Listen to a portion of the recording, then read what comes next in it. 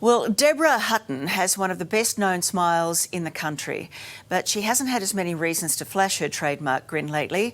Doctors removed a nasty skin cancer from her face, and she wants it to be a wake-up call for all of us.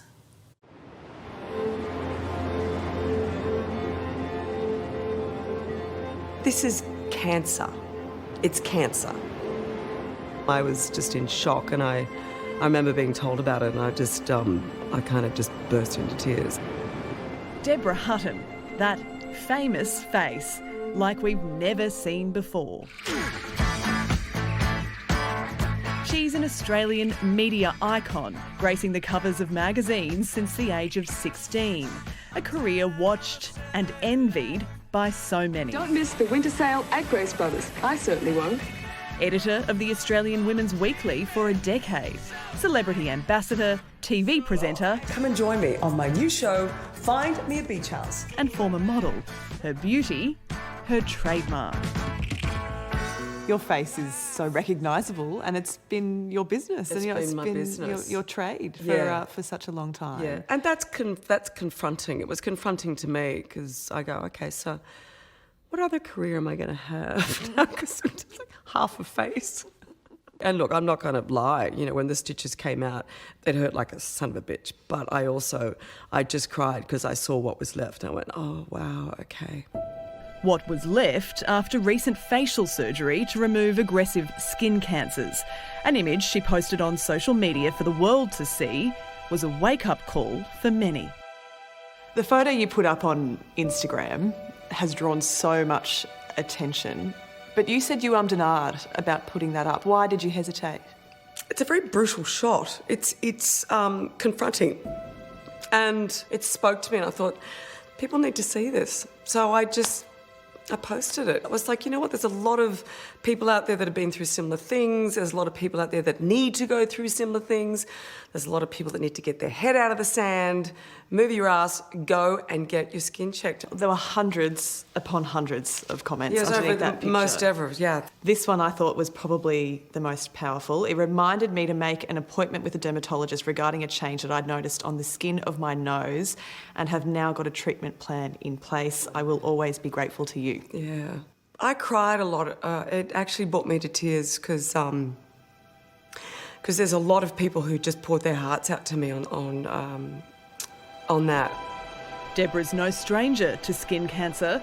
Her first diagnosis almost 20 years ago. My family's riddled with it. You know, my uncles had, oh my God, every time I speak to him, we're Queenslanders. We grew up in Queensland. My mother's had stuff burnt out and cut out. My uncle, it honestly looks like a patchwork quilt because he's had so much. It was 9 years ago when she discovered a nasty, infiltrating basal cell carcinoma. Mirroring her cancer today, it was in the identical spot and identical scarring. This is the day that I had the stitches out, and the scarring, when I look at it, is almost identical. It's exactly the same. Yeah, it really is. This is definitely a deeper and bigger operation than it was the first time, and that's probably what shocked me. It was a pretty terrible case of deja vu for you, wasn't it? Yeah, and I didn't expect it. I really didn't. The first time 9 years ago, I was like, wow, where'd that come from? I went and saw my surgeon, and he said to me, oh, do you want to see how much skin we took? And I remember the first time that he showed me 9 years ago, and I was gobsmacked because it was about the size of my thumb. Wow. And I said, listen, you can't unsee photos. And I still remember the first one. I said, I don't need to see it. Who was the first person to flag something suspicious there? My dermatologist. And the first time I saw her was probably about 10 years ago, and she looked at me and just rolled her eyes and went, oh my God, you are so damaged. You are so sun damaged. Round 3 was detected after a biopsy. Deborah received the dreaded news. Because I'd had surgery there before, there's a propensity for the cancer to target the same area if it's going to come back. Did you have any hesitations about surgery? Yes. I was hesitant because I'd been through it before, and I was scared because it was 2 and it was bigger.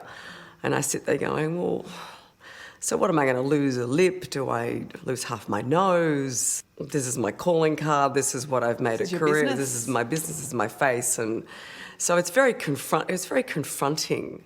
Do you know what your time frame was? You know, if you had left this another 3 months, 6 months, it could have been even more aggressive?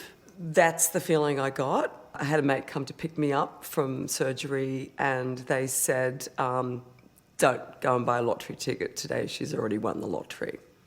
Meaning that it was like, okay, we've got it sort of just in time. It was life and death. Yeah, well, as you know, with cancer, once it enters the bloodstream, it could go anywhere.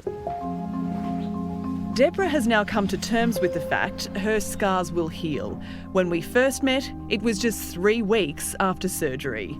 But still, she looked as radiant as always. Still tender?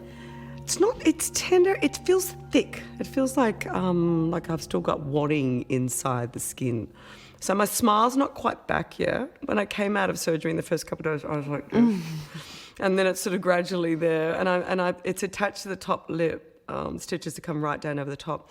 So I'm sort of going like that, trying to sort of get movement. I suppose it's my form of rehab, trying to sort of open my my smile a bit. I'm not self-conscious of it. You know what the alternative is, I suppose. Well, exactly. And it is what it is. And this time I'm just being more proactive about the messaging of just what can happen if you don't get your skin checked. It's a really easy thing to do. And not enough people do it. And I just thought I posted it because I want people to see the ugly side. Winter is actually your busy season, is that Deborah's not the only Australian campaigning for a change in attitude against this deadly disease. Jimmy Niggles is the man behind this famous beard. His goal, to make melanoma a thing of the past.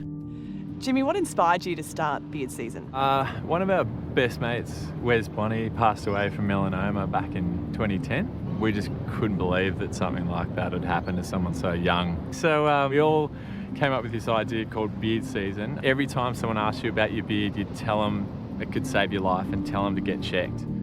Our goal as a charity is to raise $1 million, which will go towards 10,000 skin checks all around the country. You know, I'm still hopeful that we can get rid of this thing and hopefully usher in a national skin check program for Australia. So, and we've proven with Deb's post and time again, people getting checked is literally saving lives. 2 out of 3 Australians would have been diagnosed with skin cancer by the time they are 70.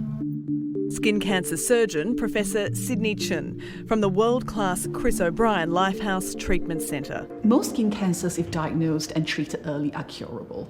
In fact, even for melanoma, the most deadly of skin cancers, if diagnosed and treated early, 90% are curable. Australia has the highest form of melanoma. This is where it happens in this country. So you want to play the dice? Don't play the dice game. It's like, you know, if you see something, don't put your head in the sand, just deal with it. We've seen you on the cover of plenty of magazines, but never like this before. So you've really upped the ante now on the Instagram post, haven't you?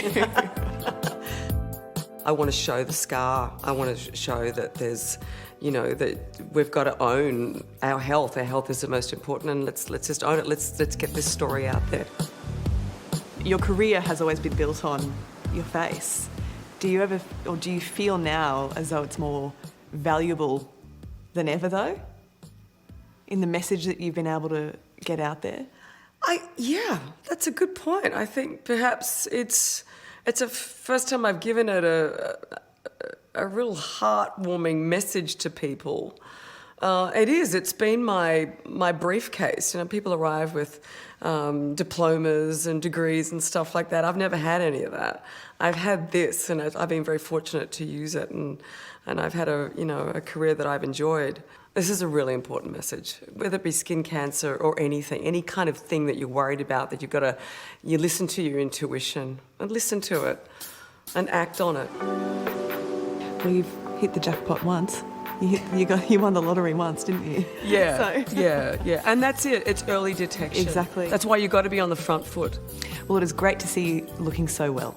and with my new smile. Your 100% smile. Getting back to my 100% smile.